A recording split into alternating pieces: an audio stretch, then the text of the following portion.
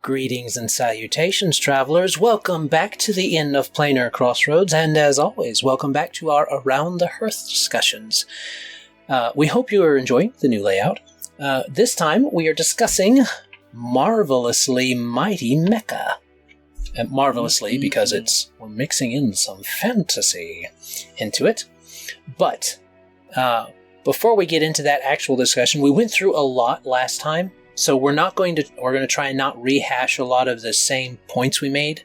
We're going to try and build off of those because we spent a lot of the time discussing some key points and some considerations for your system recommendations. So we'll mention them lightly here and then just mention them through the chat as we need to.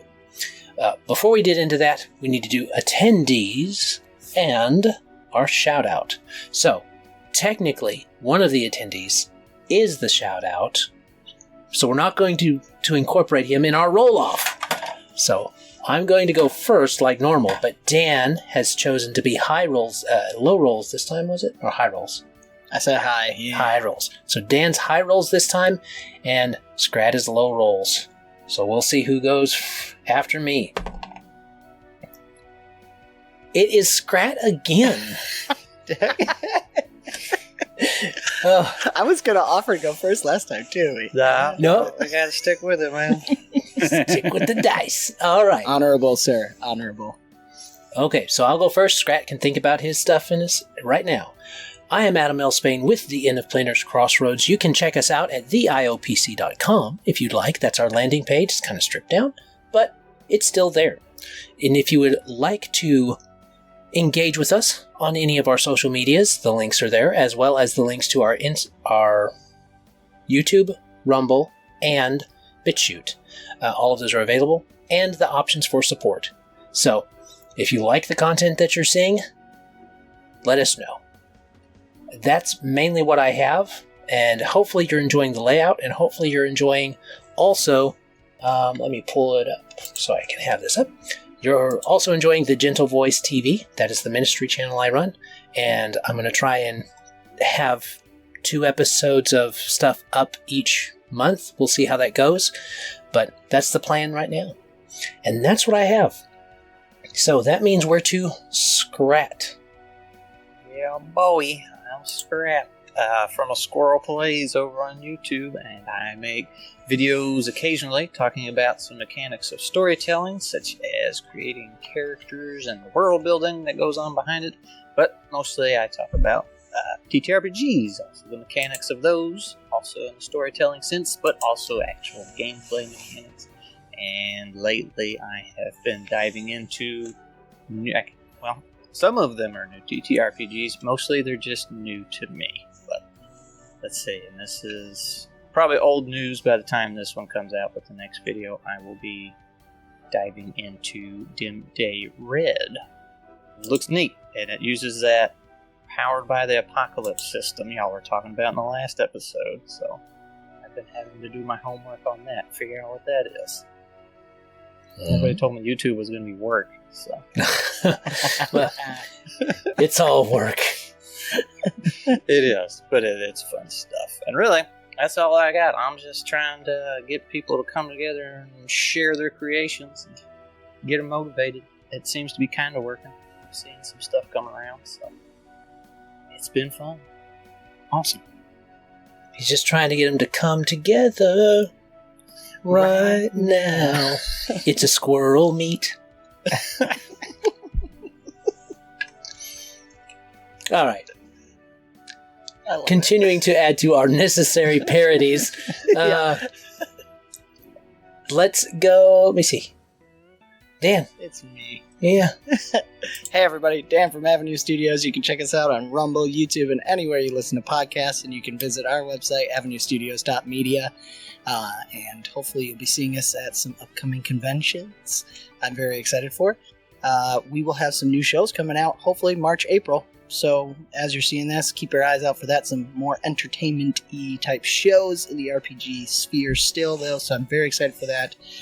And our live streams are now both on Rumble and YouTube, which I'm very excited about. So far, the tech seems to be working on that end. So Hopefully I see you in our live chats. We'll be doing some more informative stuff as well as playtesting, all kinds of good stuff.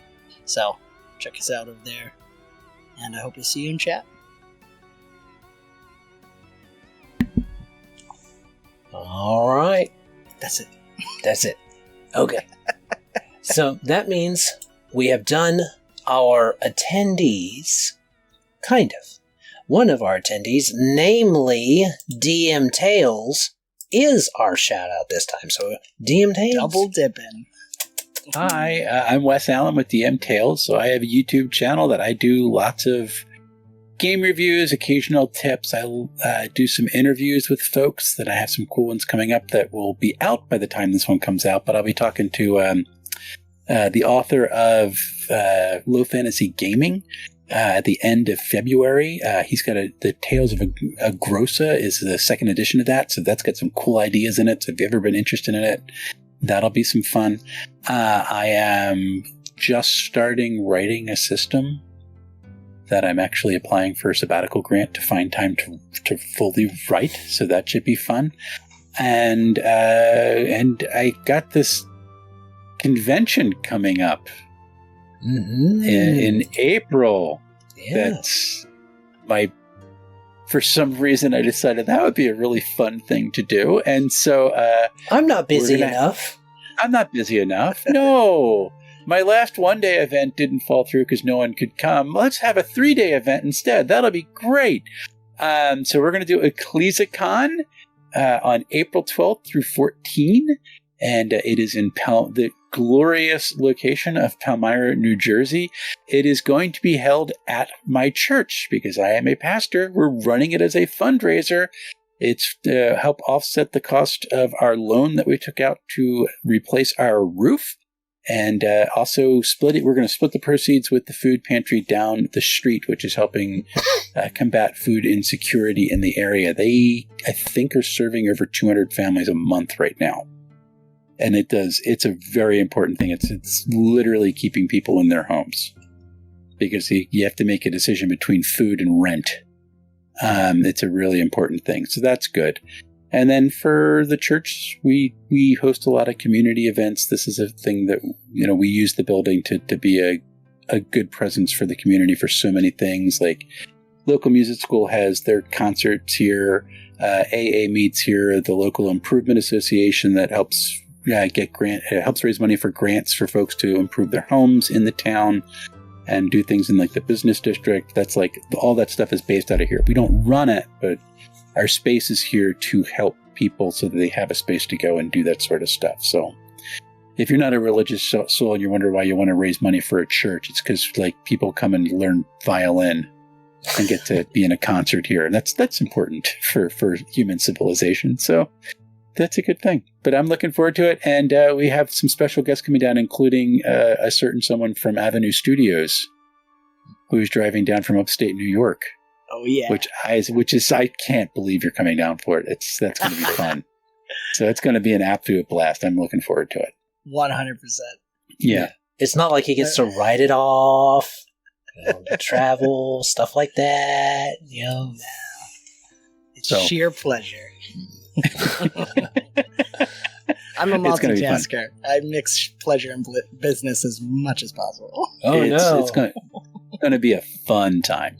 So yeah, this is made like I've literally like, hi, I'm going to make my hobby. I'm going to raise money for the church, and now it's work. This is great. So that's awesome. Go. Yeah, so that's going to be a good time. I'm nervous as all get out that no one's going to come. Well, so I don't think that's possible now. So when you triple down on it, I mean, you didn't double down, you tripled down. So that's right. Triple down. Let's go. All right. Well, that's our shout out, ladies and gentlemen. Hopefully you've enjoyed. And now it's time for us to, and hopefully you, pull up a chair around the hearth and join us with your preferred beverage as we discuss marvelously mighty Mecha. Skål. Skål. All right. So we're going to do like we did last time, but quicker, with some recommendation, some key points, media recommendations, and then system recommendations. So, pulling right in, it's mainly the same things that you had on a larger scale for your world building that you want to now bring down to a more specific scale with your mecha. So last time we talked about remembering scale as far as how big things are for your mecha, and that's going to be important, especially in this chat. Embrace the drama, since not just the larger story, but the drama in between you and the mech and the mechanics and the people and the commanders and stuff like that. So embrace the drama. Bend or break the rules of science if you would like, because this is magical mecha. This is Magitek. And then pick a fuel source. Even if you want to keep it soft, make sure you pick one, because your players are going to have questions. So, those are some key points to keep in mind. Media recommendations are the same as last time, and I'll pull these quickly up for y'all. There is the Vision of Escaflowne, wonderful for those medieval-style knight mechs, basically. So if you want to see your mechs doing sword fights with each other because they can move the mechs, but they can't project that power outside. So there's no gun type of stuff happening right there. There you go. You can also... Oh, and they have cloaking devices, too. Magic cloaks they put on the mechs. So there you go. It's like invisibility cloaks for mechs. Think about that one. I want this now. It is the Vision of Escaflowne. I'm slowly turning Wes on to anime. So is that the movie's name, or is that the show's name? I thought it was just Escaflowne. There is a movie, and I believe that's just called Escaflowne. Okay. Oh, like just a movie. But the Vision of Escaflowne is a 13 or... Let me see how many episodes. I don't know. There's at least 20 episodes, because I see that there. But I can't get bogged down. I've got to keep going. So there's the Vision of Escaflowne. There's Code Geass for that very light type of, more psychic type of mixing of magic in there with your mechs. It's not specifically a mecha anime, but it's got a lot of drama and political stuff going on, and big genius guy changes the world himself type of thing. There's Aura Battler Dunbine, if you want an isekai type setup where this person is transported into another place where his skills that he has here also translate over there to driving the mech and stuff. So, Magic Knight Rayearth. It's mainly the second season that has the mecha really involved, the last part of the first season and then the second season. But it's there if you want that for a very fantastical one. And then Mashin Hiro Wataru for a very family-friendly one, where there's this 8-year-old boy who gets whisked away and has to battle these... He literally transforms into the mech, I think, is how it is, or something like that. But it's all in Japanese, so you will have to practice your reading skills. And then we had Outlaw Star for just how well all of the Magitek, Tao, spirituality type of stuff was just enmeshed in with that tech and technology. So, there are those. And that's the media recommendations I believe we had. As far as system recommendations, we spotlighted Open Legend for a more open system that has enough crunch that you can relegate maybe those extraordinary abilities to the mech only, and then the other non-extraordinary abilities are things that people can have, regular humans, or pilots, because you can do aliens if you want to, or elves, or dwarf mechs.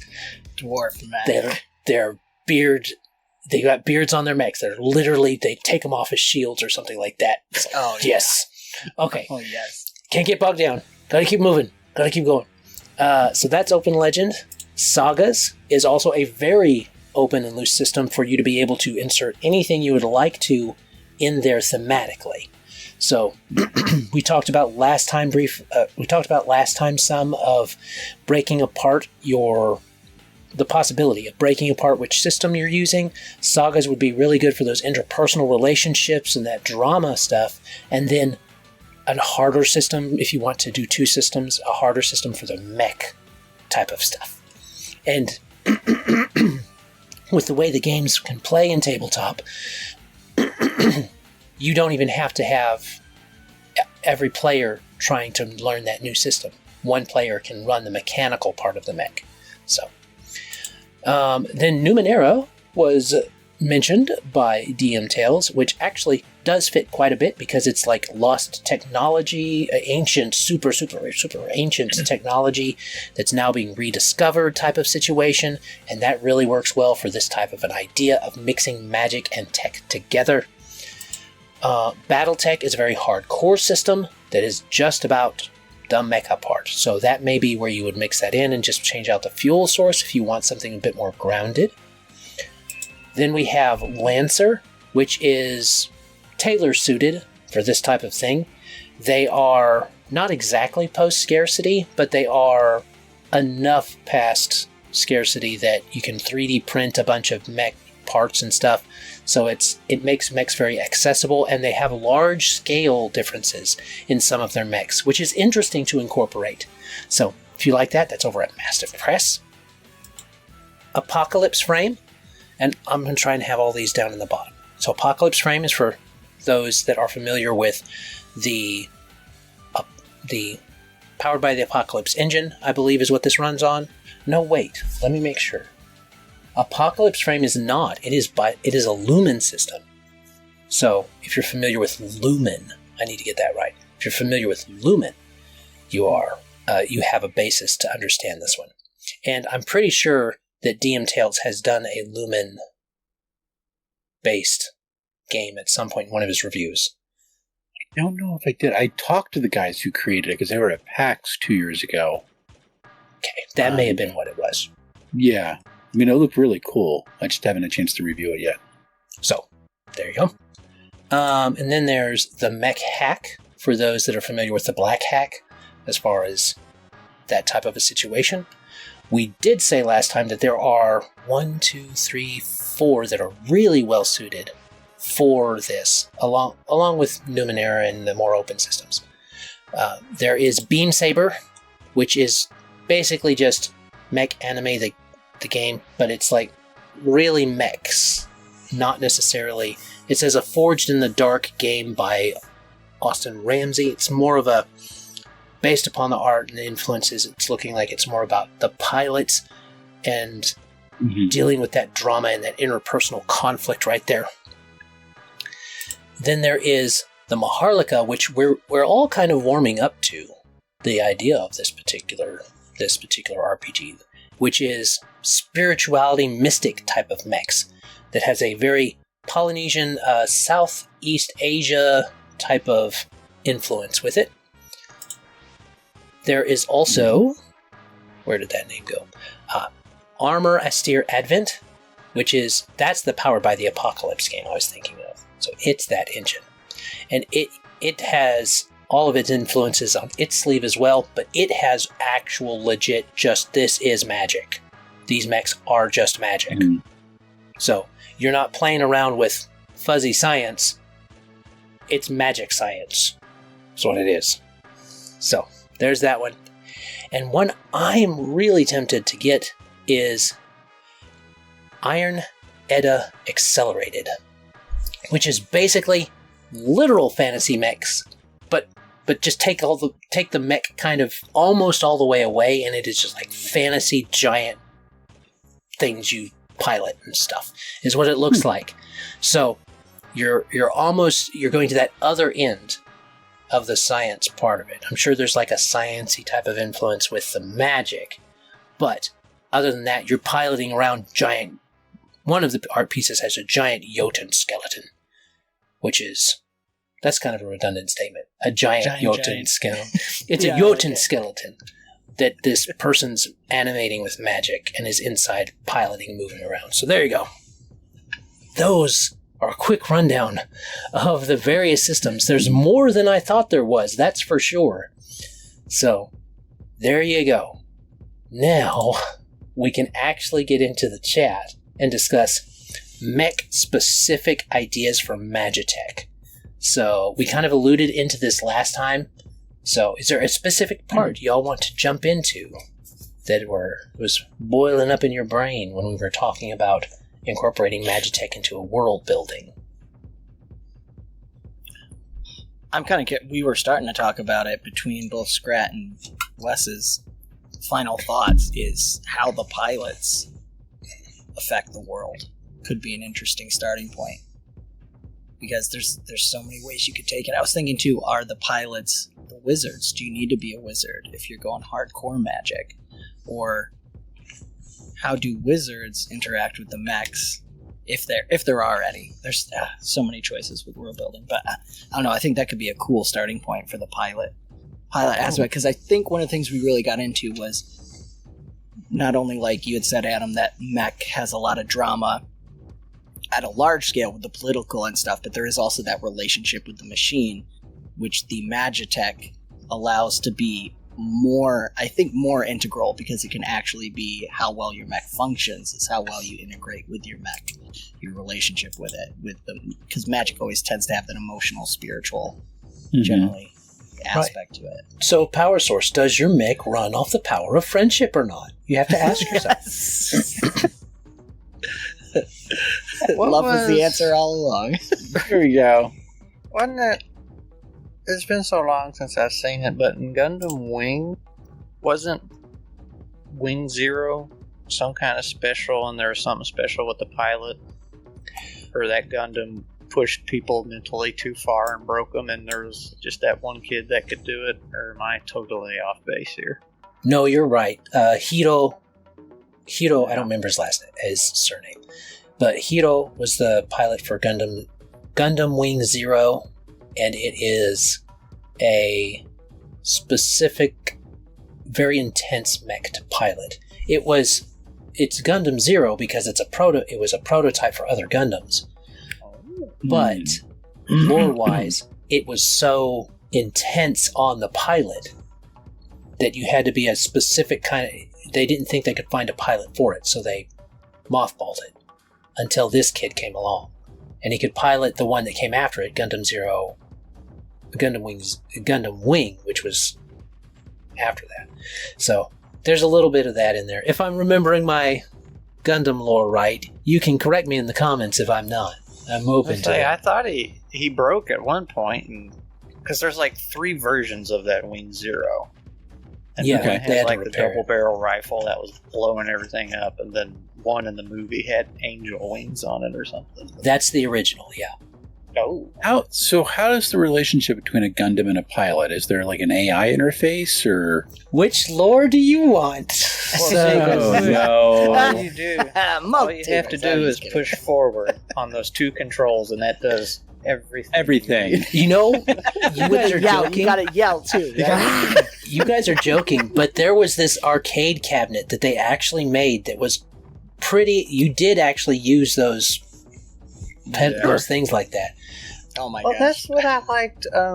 G Gundam, I think it was a terrible show, but that was the only one where they like put on these suits and like the whole interior of the torso was hollowed out where they could move around and everything. It's like, okay, that actually makes sense for how they piloted them. Right. G Gundam, Mobile Fighter G Gundam. That's the one where they had the mocap suits, basically, like you're talking about. That actually that is worth pointing out. I'm going to bring that up. Isn't that what they did in Pacific Rim? Maybe. I thought I saw they had chairs for Pacific Rim. No, they're actually welcome, but you had to have 2 pilots who are mentally linked. Yeah. And then together they moved it. Yeah. This one they had like, it was this where they get in the Gundam and it would put the suit on them. It was like, looked like it was liquid almost, and got stuck on them, and it could give them, like when they took damage, they would feel it too. So like, I guess if your Gundam arm broke, it wouldn't break your arm, but it would hurt like heck. It would definitely hurt your arm useless. Yeah. Well, see, that one's actually a fun world building one to look at, because they basically got rid of war, but they had Gundam contests to settle conflicts and power struggles.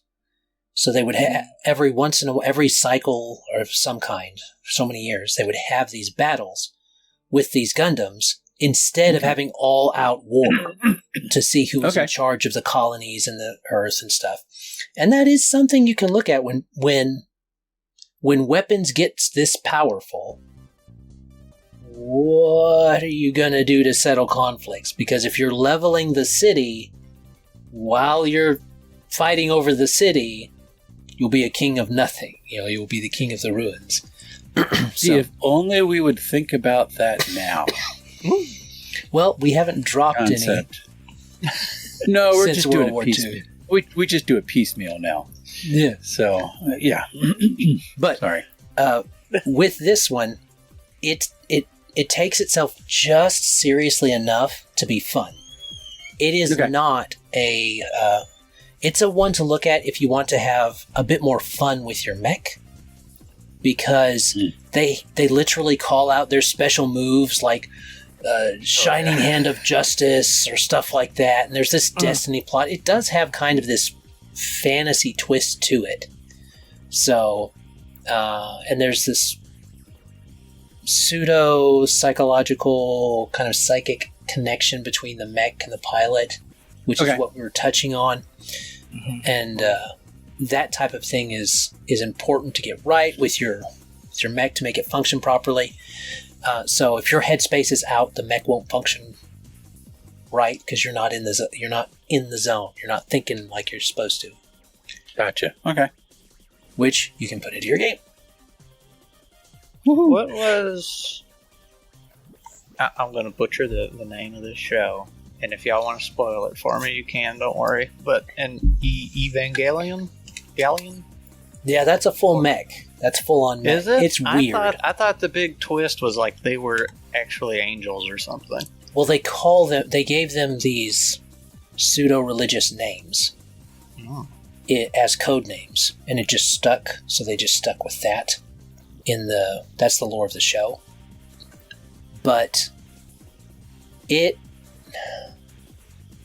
is a confusing mess if you just watch the first one. I've heard mixed things about it. Keep thinking I'm going to watch it, but I don't watch anything anymore. So, well, yeah, I know. I feel you. But I like the designs of the mecha. That's really cool. I like some of the origin kind of thing of the mecha. Because in that one, they actually fill up the cockpit with this fluid that is light enough that they hyper-oxygenate it for a human to be able to breathe. But what it does is it facilitates biological feedback to the mech for easier piloting. That's how they explain that one. So that's kind of cool. But the further I went along in it, the more I was like, I don't know if this is for me. But I'm still waiting on the Squirrel Pilot mix. So yeah, well, that's coming. That's soon. TM. I mean, it's Zine Quest month. It'd be a perfect Zine game. Just pointing that out for next year. So I want Squirrel Death Squad. I want this. You gotta watch the video, man. It wouldn't be Squirrel Death Squad. It would be Squirrel Mech Squad. There you go. I don't care. Squirrels are insane, and I want squirrels in mechs. That's what I want. So, well, you know how they power it, right? No, I don't want to know. You don't want to know that they run on wheels to power it? Yeah. No, they have hamsters that they pay. They've enlisted hamsters. Yeah, they've enlisted. The hamsters are in the back. Just instead of horsepower, they have hamster power. Hamster power. Still HP. It's hamster power. And they're trying to fight against you could totally... Okay, so you mentioned Evangelion. You design your little squirrel mechs, and then those angels come down from the sky, right? In Evangelion. Yeah. So the birds come down, hearkening back to our other chat. The birds come down out of the sky to try and attack the squirrels because they're stealing the nuts. They're stealing the seeds. Oh. The sunflower seeds. And also their food. So that's right. They've got to battle the hawks. Well, I want this game now. Let's make this game. I want it. I didn't know I always wanted it. Now I have always wanted it. So my work here is done. So anyway, what was the topic? The topic is actual mecha. Actual mecha. Well, I was thinking about I'm wondering if one of the things, because I've been going through this in my mind too, and a lot of the world building decisions, I don't know that magic too much changes it, because talking about scale, how big are the mechs, because that can determine a lot of things. And the post scarcity, is it something like Diesel Punk where you're always looking for stuff? A lot of those things, I don't think. Now, of course, you guys can disagree if you want, but I don't think necessarily have to be any different in a Magic world, because you're just switching what the resource is, just basically the flavor. So some of the aspects with Magic that would really affect the setting, I think one of the main things would be what type of story you're wanting to tell, potentially, and or what mechanics you want to play with, because we've been talking a lot with the pilots, like Scrat's suggestion of these deep soul connections, or like Wes, you're talking about what is the pilot's standing in the world. Those decisions are going to affect how the game plays out. So I think the Magic end of it opens up some doors to some interesting things that don't necessarily show up in your traditional mech because of those types of relationships. And there's a side note too, if you have level 20 wizards that can level worlds and giant mechs that can also level worlds with magic, like it starts to get crazy. But so what Dan is saying is that if you really want to deal with the martial wizard gap, you just give mechs to the warriors and you're done. The warriors. That could be an interesting world setting where like normal people rise up against wizards. But isn't that like the entire plot of Breath of the Wild? Like they uncovered the divine beast to fight the dark wizard Ganon, and then Ganon like corrupted everybody and like created the apocalypse. I mean, that's like essentially the entire plot of the game, as you're dealing with the aftermath of these mechs going crazy. This is tabletop RPGs. We steal everything. We steal everything. It's like I could just see, I cast Fireball. Cool. I cast 150 millimeter cannon. Yeah. I cast Bullet. Your really interesting political drama there too. If potentially the magic resource is a limited resource, wizards have been using it and they've been the ones in control, but someone's come up with this mechanical way to access the magic or to integrate, and now it's a battle over it's the natural wizards, and then you could throw sorcerers in, depending on how many political factions you want to have fighting over resources. Classic mech thing. That would be really cool. Very interesting. So then pilots are this unique type of magic user. Specifically can use mechs, and they're pitted against wizards, pitted against whatever other kind of factions you want. If you wanted to go that route, who did it? The game, it's not the game, but it's a 5e setting for called Dark Matter. But the guy who started the Open D&D movement, but he basically, I interviewed him a couple years ago. It's tech, but it's 5e, so like you're just using a spell and a ray gun. So it's a way like you could take that and translate it into a mech now. It's like, yay, I got lightning bolt cannons and fireballs and all sorts of stuff. So it's like you could really integrate all that stuff, and then you could take it to be like the level of the wizard determines what abilities the mech could actually have. And that would actually be kind of cool too. Well, you can do a lot of things when you start to make mechs respondent to the pilot like that. Because let's say, so something that Arc's Arcanum of Steamworks and Magic, I think it is Arcanum of Steamworks and Magic. It's that CRPG. It has it where, and this harkens back to our Magic previous March of the Mechs, that technology and magic do not work well together. That's one. Okay. That's the thing of that setting. So maybe, building off of Dan's idea, the reason that they have big mechs is because you have to have big, powerful mechs to deal with magical effects, and they don't. The mechs are big enough and a concentrated naturalist anchor, maybe, to a physical, actual that's why they have to be laws of the universe. there's so much law of the universe happening there that it can't break with a simple spell. You have to use huge spells. So then you have this constant escalation and trying to de-escalate also with that arms race. A big, huge magic spell, but costs a lot of magic to use. Also dangerous to do. Or big mech on this other side that is trying to act as either a freeing or a tyrannical force, depending on how you want to do it, to push in and smash that magic user before they can come at that kingdom. And you start to create this political drama of the haves and the have-nots as far as magical. And it can be removed or intermingled with drama of the haves and have-nots on wealth or resources or just political influence and all that type of stuff. So you could take that and be like, well, here's the danger. It's like it's literally corrupting reality wherever it goes. It's true. So we're defending the kingdom while we're turning it into a hellscape. I mean, that would be really kind of interesting. So you're saying they're fighting the warp and the corruption of chaos, right? That's interesting concept. Yes. Never been done. That's never been done. That's never been done before.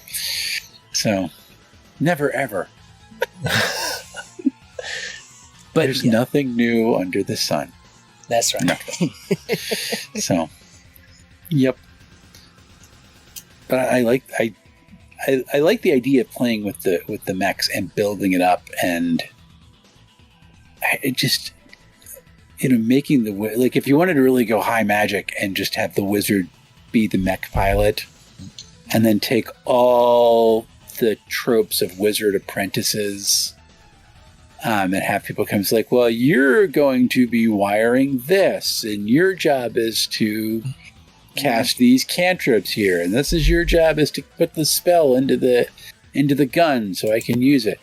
That's and so then funny. you guys are in charge of the hangar. Like, you have to control the wizard tower. That's why wizard towers are so tall, because you have to have the mechs in them, right? Like, that would be cool. Yes. Like, there's so many cool things you could do with that. The wizard towers are like the scaffolding to get basically. The mech. It's a mech I hangar. like the idea that you have to have a wizard that casts the spells to reload. So he's you get the apprentice, and that's how they practice their spells too to get better. Yeah, but then but also you have to in the middle of combat you have to recharge. So these guys are like the ground team, and they're out there. It's like then the mortality rate is really high. So you have to survive a long time to earn your spot in the pilot seat. It'd be really cool. It's almost like a warrior pit crew. And basically, be as fast as possible. So it's like the fastest spell slingers are the ones that go in. That'd be really cool. Oh man, that would be wild. See, this is what happens when you let mages just play around and have their own way. They just build big mech cannon. They just build big magic cannons on legs. Occasionally, accidentally destroy reality. It's fine. It's good. It's just what they do. There's another universe out there. It's okay. There it is. So, multipass. I watched that movie for the first time not long ago. I don't get it. What? I don't know that you're supposed to get it. Are you supposed to get it? You're supposed to just have fun with it. Yeah. I didn't. You don't like Leo Dallas Multipass? You're thinking about it too hard, Scrat. Yeah, it was like 3 different movies squeezed into one. I didn't. Well, that's how you think about it. You think about 3 different adventures. It's 3 acts, 3 different adventures. Yeah, and neither one of them were good. Ouch. Well, classic. If I had watched it when it was new, I would probably like it more. But 20, 30 years after the fact or whatever, it's just like, what am I watching? Well, you got to remember, you are watching it from the future, where all the fun stuff that's in that was still fun then. Yeah. Now people are way too serious about stuff to get out. Anyway, that aside, trying to stay focused on mechs, and I'm trying to keep us really much closer to time this time. So, we're going to go ahead and do final thoughts Okay. on this one. And I'm going to start with mine, and then we'll roll to see who goes next. But my final thought is to build off of the soul magic idea from Scrat in the previous chat, and incorporating that into a mech like that. You can run into a lot of, dealing specifically with the mech, you can do a few things. You can have that if these mechs are really, really respondent to the actual mage, then perhaps that's part of the point. They have to grow with the mage. So it starts off as the mage having to wear this armor, this normal-sized armor that he has to constantly wear and be attuned with and constantly move with and practice his spellcasting in. And that's why he's able to do Warcaster or something like that, if you want a feat for it, but you don't. Just give him that for free if you're going to do this in a setting.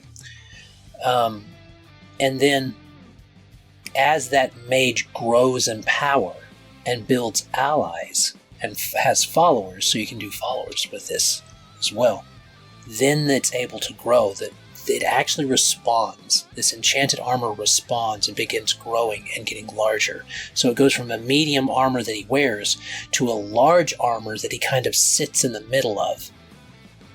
And then slowly bigger and bigger and bigger until at level 20, you're 20-something feet tall or something like that. And you've got this large, or you can go bigger if you want. You can go gargantuan mechs. That'd be cool. Mm-hmm. But you can go all the way big. But then what happens when that mage dies? Because this is a very unique set of armor. It can't go to just anybody else. What's going to be the next pass on? And that's where the soul magic would come in. And so perhaps at the death of this mage, it reverts all the way back down to that normal size set of armor because the mage is dead. But the mage, to make it work in the first place, had to bind his soul to it. So he's outside of the order. That might give you some nice conflict and political intrigue with afterlife and churches and the different religions that are there. Removing yourself from the flow, the natural flow of the soul. Mm-hmm. So then someone else puts that armor on. If they put it on and it doesn't, and they're not magically aware enough, perhaps, or there's not enough potential in there for the magic to flow through them, maybe they just turn to dust. Or maybe you could play it like an intelligent item, and that soul that's stuck inside in this sleeping type of state knows whether they're able to attune to it or not. And if they are, then you have the awakening of that soul. And so that soul then grows up and it changes the armor also, and it grows into a new and different type of armor. You can have generational armors now going through the different stories. And then when that mage dies, my personal twist would be that his soul is also bound to the armor. To be bound to the armor is to be bound to the armor. You've basically done the Avatar cycle. Mm-hmm. Except you can't escape, because it's not... it's kind of the Avatar cycle, except there's no reincarnation. Like you're just stuck there. But right. You're still talking to the new guy. So it's like a soul trap type of situation. Interesting.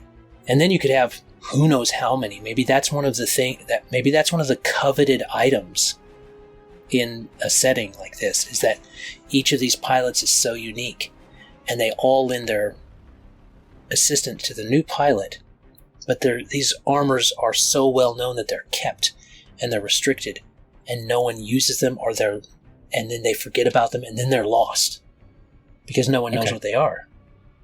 And you can have a whole bunch of stories that just stem from that. I really like the idea when it shreds down that there are these like graveyards or junkyards from where, when it was a mega mech, pieces just fall off and there's just this wasteland. Yeah. Cool. All right. So that's my final thought. Nice. As per Scrat's request, we're going to roll again. High is up at Dan, and then we'll work our way down on my chat, so... Oh, it is DM Tails first this time. Oh, look at that. Now I have multiple mech campaigns sticking in my head, and I blame you for this, Adam. You're welcome. It's very good. So, I'm still looking at that idea of the position of the pilots inside the society. But I love that idea of the wizards having the apprenticeship is how you become the pilot of a mech, and you have to work your way up, and that's why wizard towers are tall, and like that would be really interesting. So now you know why there is a wizard tower in every city. It's because that's where they keep the mech to keep the city from getting overrun. That would be kind of cool. The one thing where you were talking, I was suddenly thrust into thinking of Stormlight Archive and thinking, like, what if your mech is actually alive? And the mech is not its actual form. It's just that's the way it manifests in this world for whatever purpose. And it has its own purpose, and it might align with yours mostly, but it might also, sometimes be at odds and try to direct your control a little bit as you go through. That would be an interesting dynamic too. So it would be a different way to create a mech that is more alien than just kind of part of the actual settings. I kind of like that idea too. So now I'm toying with that. Darn it, Adam. You're welcome. It happens every time. I know. All right. So now, roll again. It's Scrat. Why? Sorry. Well, my brain farted. Oh boy. I had two things. One of them was that I was really glad DM Tales brought up Breath of the Wild world, because that is absolutely what I was thinking of when I was getting into this. Like talking about the souls being stuck in there, or part of the mechs, and I think we'll get more into that in the next one. I think the other thing I was just going to throw out there, an idea I had a while back and then shelved and haven't really talked about it.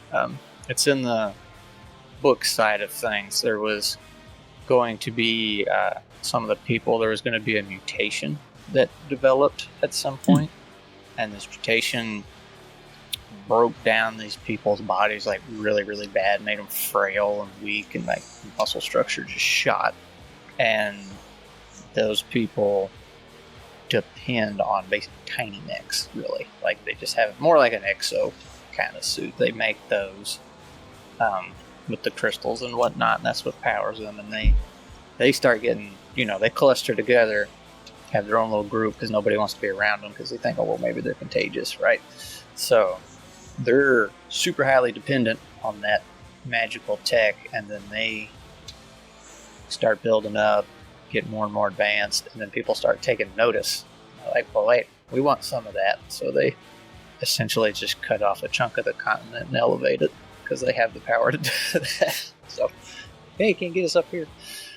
I don't know, are mini mechs part of this whole thing? Like, well, we had this discussion, what's a mech, in the last one we did before, and we kind of talked about if you want to do a mech, you can do power armor, but it has to be like pretty tall, like a house maybe.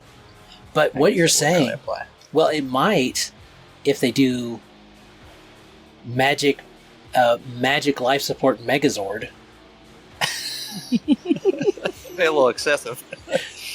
I mean, I would imagine at some point they get larger stuff if they actually had to start defending themselves. But in general, they just have like these frames or exosuit kind of things because they're just so weak they can't do anything barely. So. Well, I'm just thinking about this, and I'm like, so they have to have the life support, so they need to move around. What if they just had power lines within a city? Well, why does the city have to stay on the ground if it can move mechs like that? So why don't they just have a moving Mortal Engine style Megazord that functions as their life support also? So their house is their life support. And they could. I also forgot to mention that the mutation also allowed them to be super in tune with those crystals and use them better. So, see, it's just building in now. You just there you go. There's more to building up. So that was kind of what the being in tune with your mech and everything, but instead of just the mech, it was the power source. Mm-hmm. Depending on what your power source for the mech is, that's something you could do. Mm-hmm. Could be something to discover in the campaign. You're trying to figure out what's powering these things. If you didn't know, that would kind of shoot back to what we talked about in not the last episode, but the last session about hard magic systems. I was saying I really like the soft magic because there's more to discover in a game sense. Whereas books and writing, it's like, well, I like the hard magic because I like to know what's going on. But when it's soft, you're just like, yep, no, these mechs work. And then they start figuring out how they work as they play and get more into it. All right. So, I mean, Scrat has supplied our comment of the video again with Magic Life Support Mechs. Or at least the inspiration for it. So that's the comment. Magic Life Support Mechs. I love it. That really does sound like a 60s pop song. I mean, there's pop songs like in the 60s like Aqualung and stuff like that. So it's like, yeah, it worked. Yeah. All right, Dan, what you got?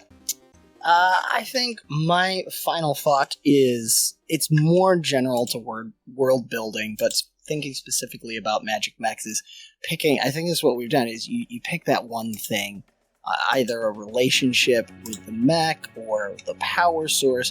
Find that one thing and then just start letting it grow and tease it out, because that's basically what we've been doing. Everybody's pitching an idea and then we start teasing it out and see how far it goes. And we've said before, you don't have to flesh out, I've said before, you don't have to flesh out everything necessarily. But that's the real fun in this, and I think it lends itself so well. Again, harkening back to my last final thought too, is mixing that magic with the mech. It's a nice way to transition into this. But just have fun with teasing it out, whether it is a system that you want to play with and coordinate with that, or it's a story idea. I think try to find one of those core things. What's the core thing about this game you're going to run that you want to focus on, and then start teasing that out for the world building. It's a really good place to start, whether story or mechanic, or maybe two that work together, and go from there. Comment below what you've done or what you are going to do, because I love hearing the RPG stories too. They're the best. I would tend to agree. And you know that when Dan says, tell us what you did in the comments below, we're coming to the end of our time for this chat. So, we hope you have enjoyed, and, as always, have a great day. God bless, and enjoy. Bye. Bye.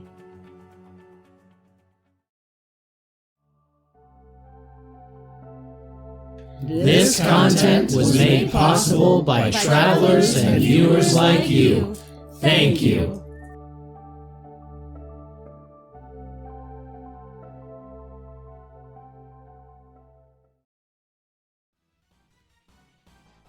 Okay. Man, I gotta love the make cartoon notes. wave. Yeah. I So is know. everybody Yes, in this it's chat so except good. me a pastor? What's going on here? I'm not. I'm just a normal human. Normal human. I am definitely abnormal. So yes, Well. definitely go there. So I was about to say, it's like I got a little online Bible study group. Does that count? Am I Yeah, there you go. I'm the it's least. perfect. I'm the least pastory pastor on the planet. So that's fine. Okay.